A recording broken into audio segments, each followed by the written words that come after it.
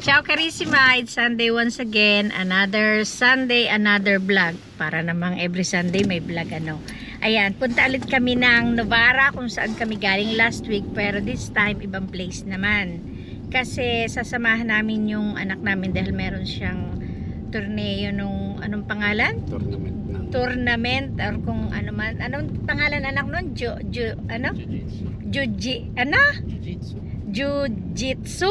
Ayun. Karate. At para hindi na nabubulol ang aking dila. Yan. Kita po, sumpulong. Yun. Meron siyang ano doon, tournament doon sa ano, sa Novara. Ngayon, sasamahan namin siya para mapanood din namin ang ano niya, ang kanyang laban doon. First time kasi niya na ano magpa-participate. Eh sabi niya kung daw ano gusto niyang magsumali at gusto niya na manood kami. Eh di syempre naman full force naman ang mga person. Kaya ayan, on the way na kami papunta ulit ng Novara. So mamaya doon kung pwedeng mag-video, magbi-video ulit ako doon sa during nung ano nila, yung laban niya, yung sa karate niya. Hindi naman karating totoo. Ayan na naman si ako. Ayan na naman si ako. Hindi naman talaga siya karate. Ano ka? Karate ba yun? Panoorin mo ng MMA ere. Malay ka ba? Ayun, yung jiu-jitsu is para ba siyang sa nakita ko ha, parang wrestling. Di ba parang wrestling? Eh kasi ganun nakita ko eh, naglulota sila.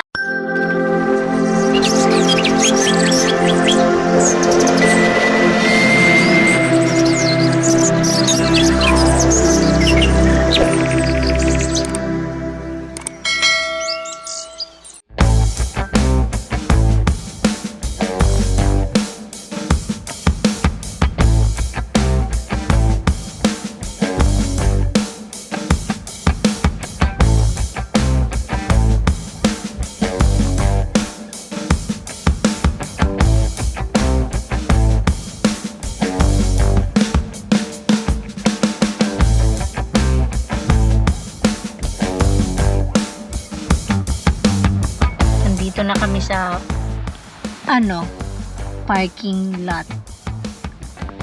Ang dami ng mga nakaparadang sasakyan siguro kasi meron daw ano bang tawag doon? Meron yatang first game ba ang tawag sa ganun? Basta yung first match ng Pre-fight.